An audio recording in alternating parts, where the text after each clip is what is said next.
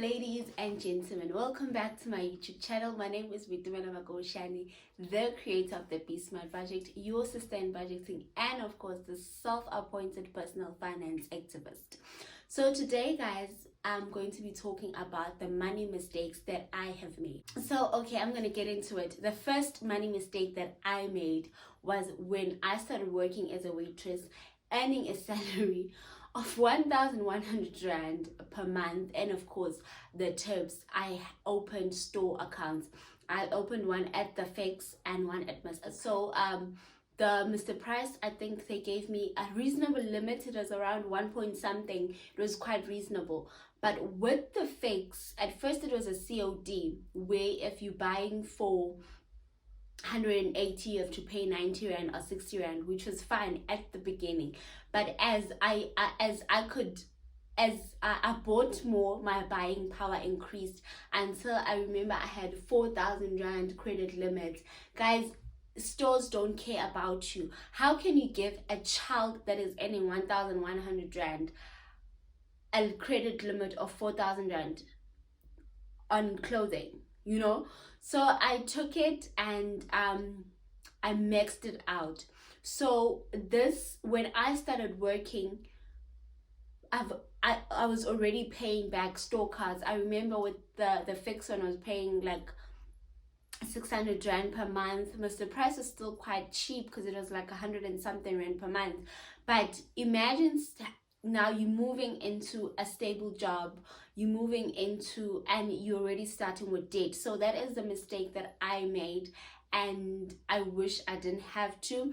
And it was the Fixed account got into areas, I think, because I didn't pay for November and December due to not working enough where I worked.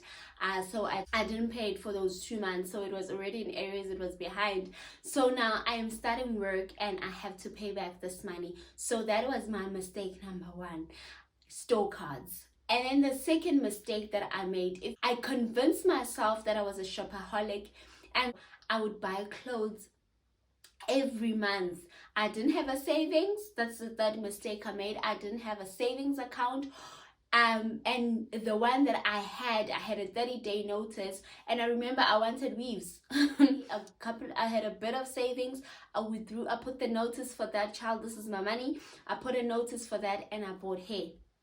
So those are the mistakes because I look back and I'm like, if only I continued, I didn't take out that savings, I would have reached a certain amount now and I would be moving it to investing, But now with investment, I had to start from the beginning. So I said the first mistake was store cards. The second one was, of course, not saving. And the third one was always buying clothes monthly, always making sure that I didn't care whether I had food. I didn't care whether I gave my mom money or whatever. And God bless my mom for not wanting any money from us.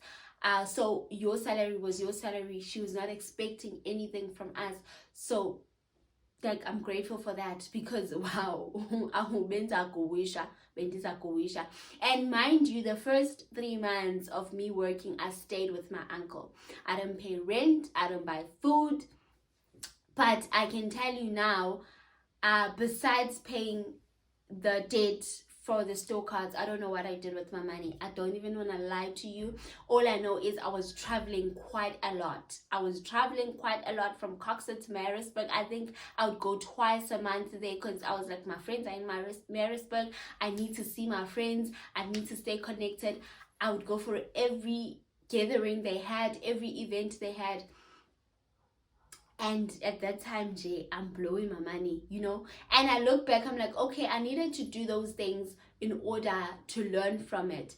And then the other money mistake that I have made was taking out a loan to invest in a business that started selling weaves. The first few times, because I hadn't gotten into the knowledge of drop shipping, where you can buy when a customer says, okay, I'm buying a weave today, then you order and the customer receives it. You don't have to keep any stock with you. So the biggest mistake I did is I took out a loan I was like, "Hi, it's gonna make money." Guys, mind you, the weaves did make money, but I didn't put that money, I didn't use that money to pay up the loan, because like, anyway, I'm paying it monthly, so it's fine. So I remember taking out, it was not a lot of money, it was 5k, but it is still a loan, and I was still paying it in monthly. And then when I had made the 5k from selling the weaves, I didn't pay it back immediately to just clear my name from the loan. So that is the other mistake. And then the other thing is, do not take out loans for other people. Guys, we really need to get to a stage where we stop doing this. I was going so Mabalumaku had confessions on Instagram, and every second person regrets taking out a loan for a friend, regrets borrowing a friend or a family member money. Guys, do not borrow out money to friends. Do not get loans on their behalf. Do not rent property on their behalf. Just don't do those things, please. So that is the other thing that I did. I took a loan on my name for somebody else. And and when you have plans for your finances, yes, the person is paying the loan monthly, but I have plans for my finances, but now I'm held back, because now it's like, they still that, even if I wanted to be debt free, I can't be debt free, because there's that money that this person is owing and they have to pay back.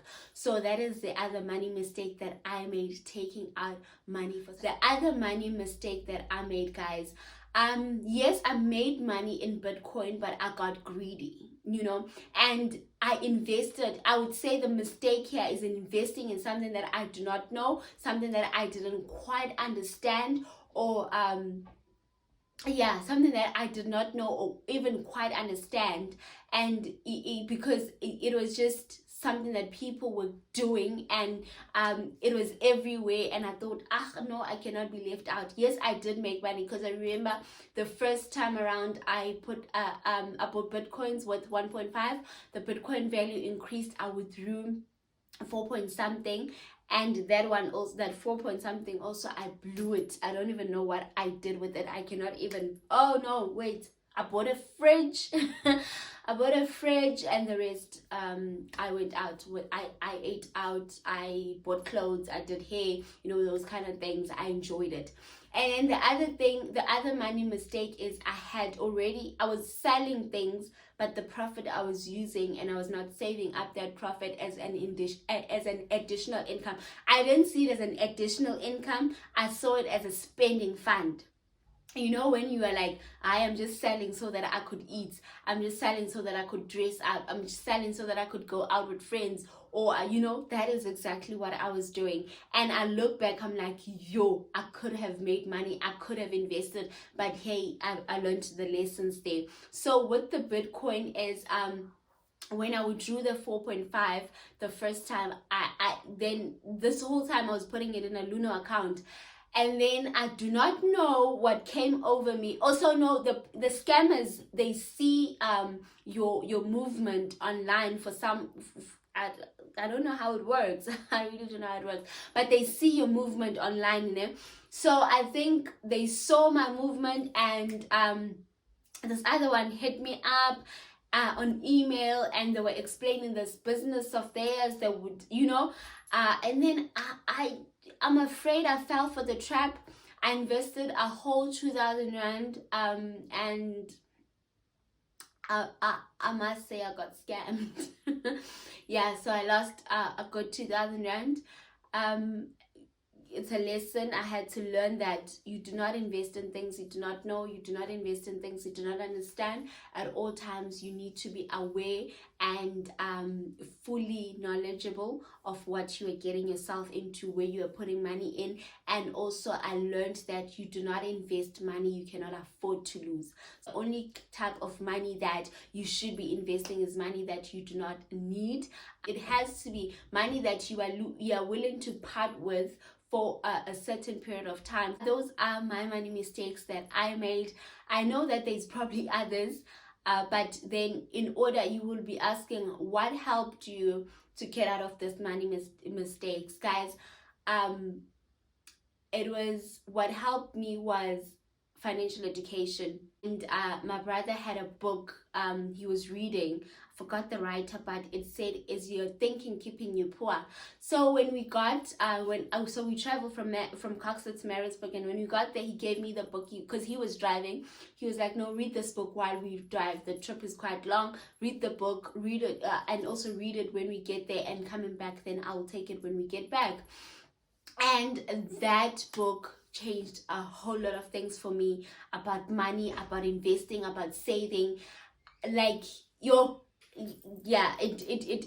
it like, you know, when it opens the door for you to think now outside of the box. So that is what that book did. It helped me to think outside of the box, and I was able to bring myself towards myself and towards my money and towards my pocket, and to think for the future.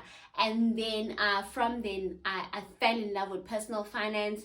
I fell in love with making and seeing money and making my money work for me. And from then I haven't stopped investing, I haven't stopped saving, and every single day I try and find ways to make more money to save. Not more money because I want to buy an expensive car, not more money because I want to live in an expensive place, not more money because of the things that I would. Yes, life upgrades are necessary and upgrades are beautiful, but for me is investing is important. I should be investing before I spend, you know. I should be saving before I spend. I should be making more money before I spend. So the books that I have read from then, I've read Robert Kiyosaki, Rich Dad, Poor Dad. It was also recommended by my brother. I read Nicolette Mashile's book.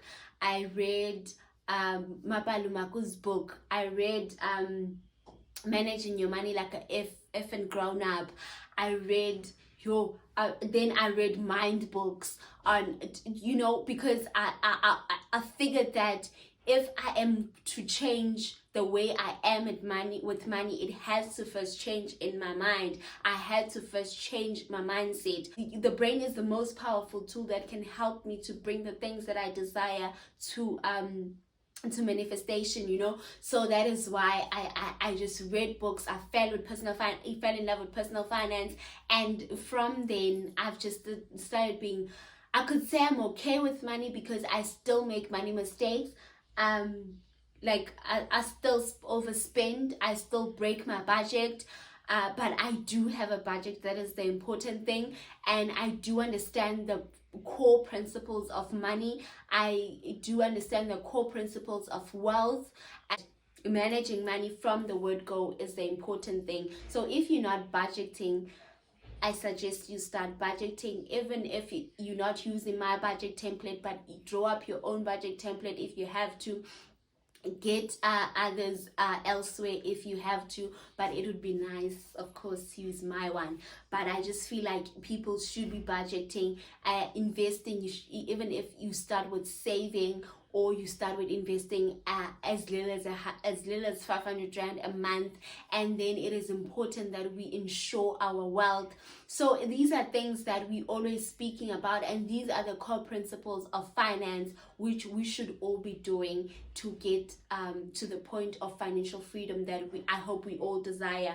Not this red race of living paycheck to paycheck or hand to mouth, as many say, but to be able to build a secure future, even if it is not for your kids but for yourself, to retire early. I'm driven by my child since I'm a single parent, so she drives me, but also the fact that I wake up and I dread going to work, and I think that when I'm 50 years old I do not want to be working. So it's those things that drives me to financial literacy and personal finance, because in that way the literacy will bring me the freedom. Anyway guys, thank you for watching. Don't forget to like, comment and subscribe. Share with your friends. Let us grow my channel. I love doing this, but I also love seeing the growth. So thank you very much once again for watching. Mwah, mwah, mwah, mwah. See you again.